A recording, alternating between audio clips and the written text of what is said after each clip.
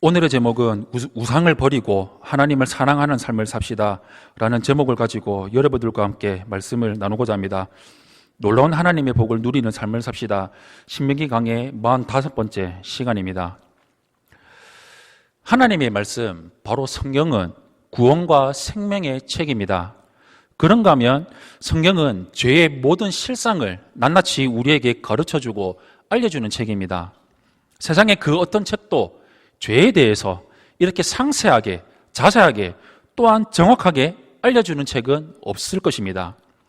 성경을 보면 그 죄의 출발과 기원이 어떠한지, 죄의 동기와 과정이 어떻게 전개되며 이루어지는지, 그 죄의 흉악한 내용들이 무엇인지, 또한 죄에 인한 결과가 얼마나 비참하고 참혹하고 혹독한 것인지, 그런가 하면 그 죄를 없애기 위해서 어떻게 해야 되는지 우리에게 너무나도 자세하고 정확하게 알려주고 있습니다.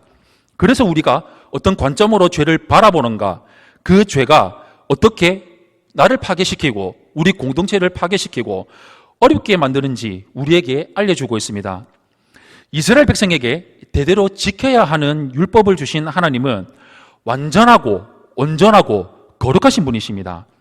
온전하신 하나님의 백성으로 부르심을 받았던 이스라엘 백성들은 그 부르심에 합당한 태도, 그 부르심에 올바른 온전한 태도로 하나님께 살아가도록 요구를 받으며 살았습니다. 그것은 하나님의 온전하심과 같이 온전하게 행하며 살아가라는 것이었습니다. 하나님이 기대하시는 온전함은 무엇일까요? 오늘 말씀을 통해서 여러분들과 함께 나누고자 합니다. 먼저 첫 번째로 우리는 하나님을 사랑하며 온전하게 행동하며 살아가야 됩니다. 오늘 본문 1절 말씀을 우리 한 목소리로 합독하겠습니다. 우리 1절 말씀 우리 한 목소리로 합독하겠습니다. 시작. 흠이나 악질이 있는 소와 양은 아무것도 내 하나님 여호와께 드리지 말지니 이는 내 하나님 여호와께 가증한 것이 됨이니라. 아멘. 이스라엘이 하나님의 백성으로서 온전함을 보이면서 살아야 될 첫 번째 영역은 바로 하나님께 드리는 제물이었습니다. 이스라엘 백성들은 하나님께 제물을 드릴 때 흠이 없고 온전한 것으로 하나님께 제물을 드려야 했었습니다. 흠이 있는 제물은 종류와 상관없이 하나님이 받으실 수 없었던 그러한 제물들이었습니다. 흠이나 악질이 있는 짐승을 제물로 드리는 것은 하나님이 가증하게 여기시는 것들이었습니다. 구약시대에 이스라엘 백성들은 가축을 제물로서 하나님께 바치며 드렸는데 지금 이 시대, 바로 현재 이 시대, 현대를 살아가는 우리는 희생제사를 드리지 않기 때문에 제물을 잡아 드리지는 않습니다. 대신에 우리는 수입의 일부를 헌금으로 하나님께 드립니다. 그런데 우리가 하나님께 드려지는 헌금도 흠이 있는 짐승의 제물처럼 하나님께 가증한 것이 될 수 있을까요? 우리가 드리는 헌금은 우리의 삶과 특징을, 그리고 삶의 결을 담아내고 있습니다. 만약 우리가 살아가면서 정직하지 못한 방법이나 올바르지 못한 방법과 부정한 행동으로 얻은 수입에서 하나님께 헌금을 드린다면 그것이 바로 하나님께 가증한 예물이 될 수 있을 것입니다. 예를 든다면 어떤 사람은 아파트 투기와 부동산의 투기와 탈세로 얻은 부를 하나님께 주신 복이라고 여기면서 감사하는 마음으로 하나님께 많은 돈을 하나님께 올려드렸다면, 그리고 자랑한다면 그것이 과연 올바른 제물이 될까요? 아마 생각해 본다면 그것은 올바르지 않은 정직한 방법이 되지 못할 것입니다. 그래서 하나님께 드리는 예물은 언제나 거룩하고 정직하고 의로운 삶으로 얻은 제물에서 드릴 때 진정한 의미, 진정한 가치가 있습니다. 하나님은 우리가 드리는 헌금의 액수보다, 많고 적음보다 우리의 삶 자체, 나와 하나님과의 관계, 내가 지금 하나님 말씀 앞에 올바로 서 있느냐, 내가 지금 하나님 말씀 앞에서 내가 온전히 순종하며 살아가고 있느냐, 그 하나님이 나를 이끄시는 대로, 말씀이 나에게 이끄시는 대로, 그 말씀이 나에게 주시는 대로 내가 아멘하면서 순종하면서 말씀대로 순종하며 살아가겠습니다. 말씀을 따라가겠습니다. 하나님 말씀이 옳습니다라고 내가 순종하며 살아가는 그 삶을 하나님이 받으시기를 원하신다는 것입니다. 그래서 우리는 우리 삶 자체, 우리 삶을 하나님께 거룩하게 내어드리며 하나님이 원하신다는 것을 항상 기억하며 살아가며 하나님께 그러한 예물을 드리며 살아가야 된다는 것을 기억하며 살아가시길 바랍니다. 또한 우리에게 있는 우상들을 제거하며 살아가는 삶을 살아야 됩니다. 오늘 본문 2절에서 6절 말씀을 우리 한 목소리로 합독하겠습니다. 시작. 내 하나님 여호와께서 내게 주시는 어느 성중에서든지 너희 가운데에 어떤 남자나 여자가 내 하나님 여호와의 목전에 악을 행하여 그 언약을 어기고 가서 다른 신들을 섬겨 그것에게 절하며 내가 명령하지 아니한 이를 성신에게 절한다 하자. 그것이 내게 알려지므로 내가 듣거든 자세히 조사해 볼지니 만일 그 일과 말이 확실하여 이스라엘 중에 이런 가증한 일을 행함이 있으면 너는 그 악을 행한 남자나 여자를 내 성문으로 끌어내고 그 남자나 여자를 돌로 쳐 죽이되 죽일 자를 2사람이나 3사람의 증언으로 죽일 것이요 한 사람의 증언으로는 죽이지 말 것이며. 아멘.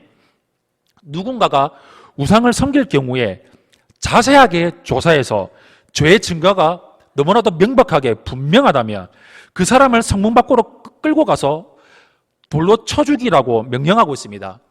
하나님께서 그 악을 싫어하시고 거룩하신 분이시기에 하나님과 함께할 수 없기 때문에 모든 악을 찾아서 제거해 버려야 된다라고 가르쳐주고 있는 것입니다. 우상숭배가 사형에 해당되는 것은 바로 10계명의 첫 번째 계명, 하나님 외에 다른 신을 섬기지 말라라는 그 계명을 어긴 것이기 때문입니다. 우리도 이 말씀에 자유롭지 못합니다.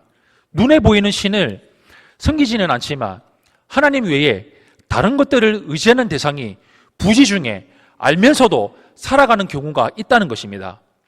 우리도 성문 밖으로 끌려가서 돌려쳐 죽임을 당해야 마땅한 사람들입니다.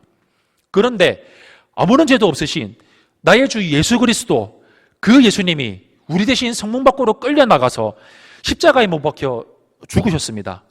우리를 너무나도 사랑하셔서 우리를 구원하시라고 우리 대신 영문 밖에서 십자가에 못 박혀 달려 돌아가신 것입니다. 그 은혜로 구원받은 우리가 지금도 여전히 의지하고 있는 우상들이 있습니까? 돈, 쾌락, 명예, 권세 혹은 가족일 수도 있습니다. 이런 것들로 인해서 우리 삶의 영적인 질서가 깨어지고 삶이 황폐해지며 무너지게 됩니다. 우리는 이렇게 살아가서는 절대로 안 됩니다. 하나님과 예수님만을 사랑하고 예수님만을 바라보며 의지하며 살아가야 됩니다. 우리 안에 있는 죄의 뿌리를 뽑아야만 우리 안에 있는 우리 삶의 영적 질서가 회복되고 평안하고 복된 삶을 누릴 수 있습니다. 이런 삶을 평생도록 살아가는 우리 성도님들이 되시기를 예수님 이름으로 축원합니다. 두 번째로 최종 재판장이 예수님이시라는 것을 믿고 사람에게 온전히 행하면서 살아가야 됩니다. 오늘 본문 8절에서 11절 말씀 우리 한 목소리로 합독하겠습니다. 시작. 내 성중에서 서로 피를 흘렸거나 다투었거나 구타하였거나 서로 간에 고소하여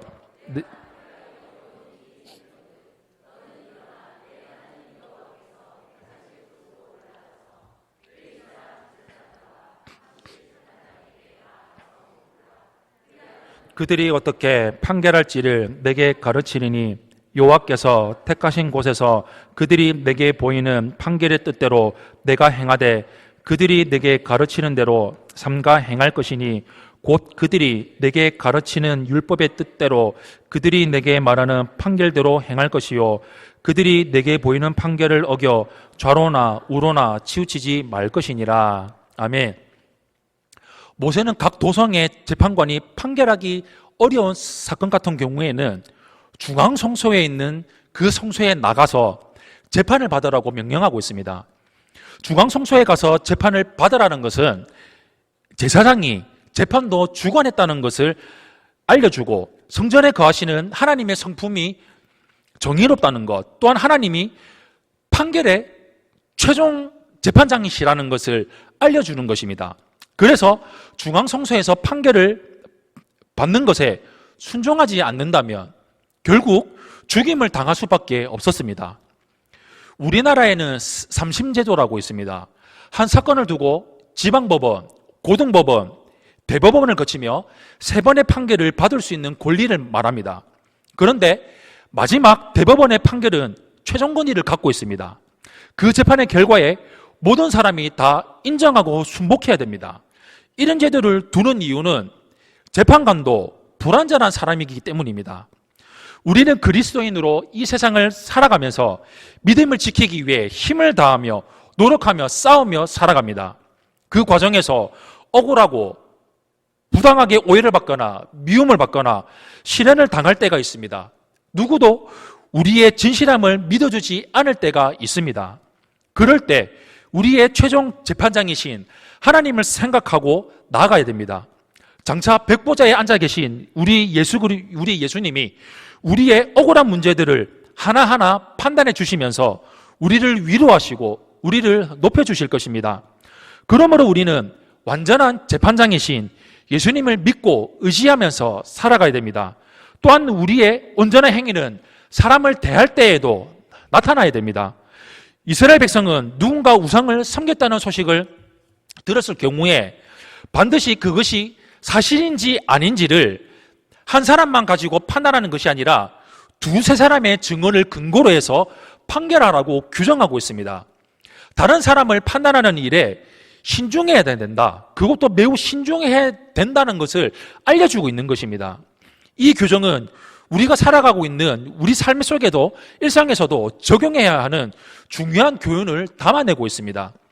우리는 공동체 안에서 누군가에 관한 소문을 들었을 때 사실 여부를 정확하게 올바르게 알아보기보다는 그 소문을 듣고 그대로 믿고 그 사람을 함부로 판단하는 경우가 있습니다.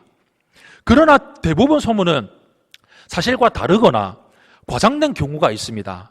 따라서 어떤 소문이든지 당사자의 입장과 상황을 정확하게 파악한 후에 그 뒤에 공정하게 판단하는 것이 중요합니다. 분명한 사실이 드러나지 않은 상황에서 함부로 내가 생각하고 판단해서 정죄하는 일을 피해야 됩니다. 잘못된 소문으로 인해서 한 지체가 공동체 안에서 상처를 받는 것은 공동체 전체를 죄로 오염시키는 일입니다. 예수님은 소자에게 한 것이 바로 당신에게 한 것이라고 말씀하셨습니다. 예수님을 대하듯이 존중하면서 신중하게 대하는 것이 우리가 사람을 향해서 가져야 될 온전한 태도입니다. 확인되지 않는 소문만으로 함부로 정죄하지 않는 신중한 태도를 훈련하고 그것이 습관으로 자리를 잡히면 하나님이 기다시는 온전함에 우리는 더 가까이 살 수 있을 것입니다. 이러한 일들이 일어나는 이유는 무엇입니까? 왜 우리가 함부로 판단하고 왜 우리가 이 사람이 이럴 거야라고 생각할 수 있습니까? 이 모든 일의 배후는 바로 마귀의 역사라는 것입니다. 우리가 주일 말씀을 통해서 담임 목사님의 말씀을 통해서 마귀는 어떤 존재인지 어떤 일들을 일으키는지 우리는 설교를 통해 들었습니다. 마귀는 첫째 용으로 불립니다. 용은 꼬리를 흔들러서 다 뒤집어서 환란을 줍니다. 그리고 둘째는 바로 뱀입니다. 뱀은 혀가 2개입니다. 그래서 거짓된 정보, 거짓된 말을 통해서 마음을 혼란하게 만들고 어지럽게 만듭니다. 그리고 셋째, 둘로 나누어 버립니다. 하나님과의 관계, 교회와의 관계, 말씀과의 관계를 나누어서 믿지 못하게 만들고 성도와의 관계를 나누어 버리고 영적 리더와의 관계를 나누어서 고립시키게 만들어서 혼란스럽게 만들어 버립니다. 그리고 넷째는 바로 대적자입니다. 하나님을 대적하고 하나님의 사람을 대적하고 하나님의 일을 대적하고 하나님의 교회를 대적하고 하나님의 영적 리더들을 대적해서 나도 실족하고 상대방도 실족하게 만들어서 환란을 주게 만들어 버립니다. 그래서 우리는 실족하게 하지 않기 위해서 우리는 끝까지 하나님을 붙들고 말씀 붙들고 하나님을 사랑해야 됩니다. 하나님을 사랑하게 되면 나 자신이 실족하지 않게 됩니다. 그리고 이웃을 사랑하게 되어서 다른 사람들을 실족하지 않는 삶을 살아갈 수 있게 됩니다. 나의 자랑의 길에서, 자기 자랑의 길에서 하나님의 사랑, 이웃 사랑의 길로 바뀌는 삶을 살아가는 온전한 성도님들이 되시기를 바랍니다. 그렇게 해서 분란을 일으키지 않고 하나님 안에서 온전히 행해서 하나님이 기뻐하시는 삶을 이루며 나가는 삶을 살아가시기를 바랍니다. 사랑하는 성도 여러분, 이 세상은 온전하지 못합니다. 그뿐만 아니라 어그러져 있습니다. 하나님과의 관계가 단절된 상태에서는 사람과의 관계도 온전할 수 없기 때문입니다. 우리의 마음을 빼앗는 사람이나 대상들이 많이 있습니다. 그렇지만 우리 예수 그리스도를 믿는 성도들은 어떠한 상황이나 처지에서도 예수님을 가장 사랑하고 가장 의지하기로 결단하며 살아가야 됩니다. 예수님을 진정으로 사랑하고 의지하는 이유가 무엇입니까? 그것은 주님이 나를 구원하시기 위해서 당신의 생명을 내어주신 분이시고 우리의 모든 억울함을 풀어주실 분이시고 의로우신 재판장이시기 때문입니다. 우리 평생 예수님만을 사랑하고 하나님만을 사랑하고 말씀만을 사랑하고 교회를 사랑하고 나의 영적 리더를 사랑해서 하나님이 기뻐하시는 삶, 하나님이 원하시는 삶, 하나님이 바라시는 삶을 온전히 살아가는 우리 세종안교회 성도님들이 되시기를 예수님 이름으로 축원합니다. 아멘.